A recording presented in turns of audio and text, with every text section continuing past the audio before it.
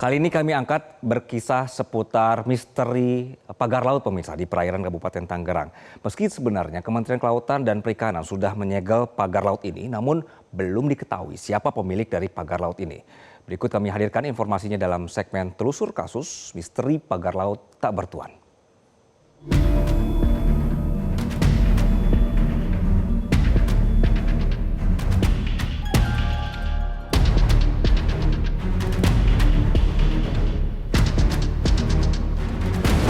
Pagar laut sepanjang 30 km membentang di perairan Kabupaten Tangerang, Banten.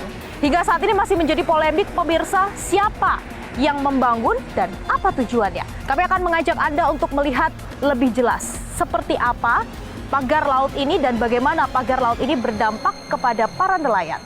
Ikuti penelusuran kami. Pagar laut di perairan Kabupaten Tangerang masih menjadi misteri hingga kini. Meski Kementerian Kelautan dan Perikanan KKP sudah menyegel pagar sepanjang 30 km, namun siapa pemiliknya belum menemukan titik terang. Ombudsman menyebut ada 1.500 nelayan di Kecamatan Kronjo, Kabupaten Tangerang yang terdampak. Karena pemagaran seperti ini sangat mengganggu. Ada jelas kerugian material yang diterima oleh masing-masing nelayan. Di sini kami mengidentifikasi ada sekitar 1.500. Sudah hampir dari Agustus, September, Oktober, November, Desember sampai sekarang berarti sudah hampir 6 bulan. Rute melaut menjadi lebih jauh, bahan bakar makin tinggi, waktu melaut semakin sedikit, otomatis akan mengurangi produksi. Sementara KKP menyebut jika dalam 20 hari pemilik pagar laut tidak mengajukan izin, maka akan dibongkar paksa. Terindikasi tidak memiliki PKK-PRL, saat ini masih dalam proses penyelidikan oleh Polsus kami dan pengawas sumber daya kelautan perikanan. Karena ini proses penyelidikan, kita tidak bisa buka semuanya. Karena pembongkaran Pak mungkin dalam waktu dekat atau masih menunggu setelah 20 hari itu? Menunggu penyelidikannya. Sebenarnya kan penyelidikan itu ada batas waktunya ya. Maksimal 30 hari. Sekarang ini kan 20 hari nih, lebih cepat. Yaitu menunjukkan keseriusan kita dalam menyelesaikan hal ini. Di Metro TV melihat secara dekat pagar laut yang melintasi 16 desa di 6 kecamatan. Jaraknya hanya sekitar 500 meter dari bibir pantai, bambu-bambu ini terpasang sejak tahun lalu. Meski angin dan ombak cukup kuat, namun ratusan bambu ini tetap berdiri tegak. Nah, ini pemirsa, ini adalah pagar laut di Tangerang sepanjang 30 km yang menyulitkan nelayan untuk mencari ikan. Sebenarnya pagar laut ini sudah ada sejak pertengahan tahun 2024, namun sampai saat ini belum diketahui ini milik siapa dan apa tujuannya.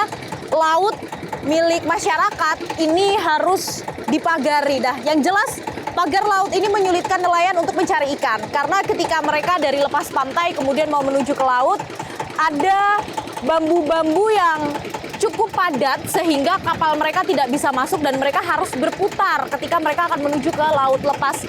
Nah, ini tentunya berdampak terhadap biaya operasional, bahan bakar yang lebih banyak yang harus mereka keluarkan. Bahkan ada juga tadi nelayan yang bercerita kepada kami kalau ikan-ikan di pinggiran seperti ikan belanak itu pun semenjak ada pagar laut ini semakin sedikit, ditambah cuaca yang saat ini memang juga kurang bagus untuk melaut dan juga untuk mencari ikan. Nah, masih dicari sampai sekarang pemirsa. Sebenarnya ini milik siapa dan apa tujuannya? Karena ketika dilihat di bawah, dalamnya ini mungkin sekitar 5 meter, ini tidak ada jaring atau tidak ada jala, sehingga memang tujuannya bukan untuk memperangkap ikan-ikan menjadi lebih mudah untuk ditangkap, bukan. Nah, mungkin ada alasan lain dan siapa masyarakat juga tahu.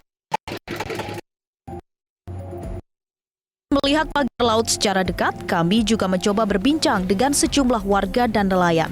Namun mereka mengaku tak tahu menau kapan pagar ini dibuat. Bahkan warga menyebut sebagai pekerjaan siluman. Namun mereka berpendapat kemungkinan bambu-bambu tersebut diangkut menggunakan kapal nelayan saat malam hari.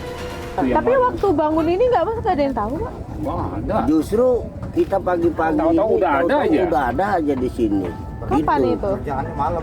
Mungkin kerjanya malam. Jadi tiap pagi taunya udah nambah. Iya, gitu. Orang yang di sini aja, pedagang di sini aja gitu pada heran. Kok tiba-tiba itu udah ada pagar? Gitu. Jadi kayak kerja di siluman. Nggak ada sih truk dari sini nurunin bambu. Nggak ada sini. Mungkin sebagian mana kan begitu dibawa juga sama perahu juga. Kan diangkut di sewa. Oh, pakai perahu nelayan. Iya, disewa. Menimbulkan tanda tanya, nelayan merasa dirugikan dengan adanya pagar laut ini. Ya jelas mengganggu. Kenapa? Ya karena buat area jalur keluar masuknya nelayan. Kan kalau ada tandanya kan mending. Ini kan nggak ada tandanya. Tahu kelop, tahu apa gitu kan. Yang namanya kadang kan ada kabut, gelap gitu kan. Jadi kena dari situ. Pernah ada yang kena tapi nggak? Pernah. Oh, terus? Jebol lah perahu. Ya bolong perahunya jebol. Itu ganggu lah. Kenapa, Pak? Namanya buat lewat perahu bolak balik. Kalau perahu kita kan jadinya arahnya lurus, nggak bisa belok-belok kalau keluar dari pancer sini. Biasanya bisa belok-belok ya? Bisa lah, mau ke wetan juga bisa. Kalau ini kan urus terus hidupnya. Oh, nah kalau soal ikan jadi semakin sedikit nggak, Pak? Ikan sih enggak, cuma kan tempat lokasinya kan sempit. Karena bambu, pulau kecil. Jadi susah ya? Susah, gue nyarinya di tengah. Namun ada juga nelayan yang menyebut bahwa pagar laut ini merupakan hasil swadaya masyarakat, berfungsi sebagai pemecah ombak, penahan abrasi, dan untuk memanen kerang hijau. Yang pertama adalah untuk menahan abrasi, dan yang kedua menahan pemecah gelombang juga. Dan di sisi lain juga keuntungan dan kemanfaatannya adalah buat masyarakat nelayan khususnya itu jadi penghasilan tambahan. Jadi di situ bisa habitat kerang hijau itu hidup. Dan itu hasilnya sangat luar biasa. Sejak kapan Bang nelayan ini inisiatif untuk pasang bambu di Dari dulu sebenarnya udah ada. Cuma sekarang-karang aja yang baru digubris ya. Dari dulu. Informasi yang kami dapatkan, pagar bambu ini dibuat secara swadaya oleh Jaringan Rakyat Pantura. Kami pun menemui salah satu perwakilan mereka, Sandi Marta. Namun Sandi ternyata menampik informasi tersebut. Kalau kemudian bilang di beritanya, diframingkan JRP mengklaim membangun pagar sangat keliru. Nah itu, kita random sampling. Tentu tidak semuanya tahu, tentu tidak semuanya menyumbang. Ada yang tahu, ada yang tidak. Ada yang menyumbang, ada yang berapa. Ada yang tidak. Akhirnya ya kita sebut itu swadaya masyarakat. Kalau menghitung secara pasti sih enggak, tapi kira-kira ada 100 sampai 150 orang lah di setiap desa itu. Ya mungkin saja urunannya sudah terjadi lama dan segala macam, baru implementasinya di belakangan ini gitu kan. Sementara nelayan di TPI Cituis dengan tegas mengaku tak tahu menahu soal swadaya tersebut. Sebab tak masuk akal dengan pendapatan mereka yang pas-pasan harus membangun pagar laut yang bahkan mengganggu aktivitas mereka. Kan kemarin ada yang bilang, Pak, katanya swadaya nelayan. Tahu nggak, Pak? Kalau soal itu saya nggak tahu. Terus juga ada usulan dari nelayan sini bikin patok-patok kayak gitu juga. Katanya buat nahan ombak biar biota laut gitu nggak ya, Pak ya? Yang ngaruh itu. Oh, Kenapa, Pak? itu mau tahu namanya apa yang bikin begitu. Tapi beberapa teman komisi kami sudah sempat berkunjung langsung ke lapangan, tetapi memang mendapat banyak keluhan dari nelayan. Sehingga kalau tadi ada disampaikan ada klaim bahwa itu merupakan pemasangan swadaya mandiri oleh nelayan. Loh, nelayan aja untuk beli solar melaut aja setengah mati deh.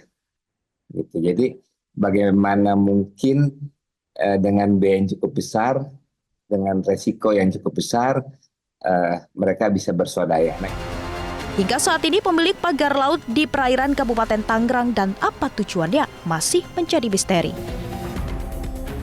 Ternyata bukan hanya pemerintah yang bingung, namun nelayan juga ikut kebingungan. Siapa yang membangun pagar laut dan apa tujuannya? Jadi mari sama-sama pemirsa kita tunggu konfirmasi resmi dari pemerintah. Kira-kira siapa yang membangun dan apa tujuannya? Apakah benar swadaya dari nelayan yang berfungsi untuk menahan ombak dan menambah biota laut? Atau ternyata ada pihak lain dan juga ada tujuan lain? Jelajahi cara baru mendapatkan informasi. Download Metro TV Extend sekarang.